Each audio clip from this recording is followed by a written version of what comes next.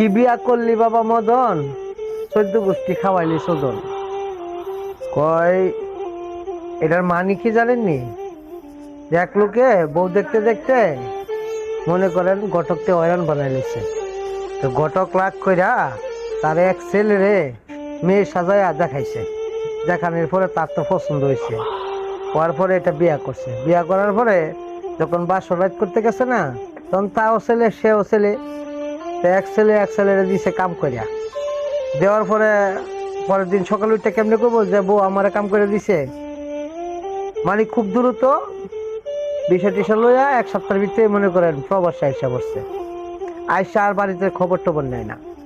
তখন বউ চিন্তা করছে কিরে এর কাছে বিয়া বইলাম, তাই কিন্তু সাথ পাইলাম না, বিয়ার ঠিকঠাক বিচারটা করে নি। বিয়া কইতাছে আম্মা তাই ওই রুজিনারে দেন না, আমার লগে থাকতো।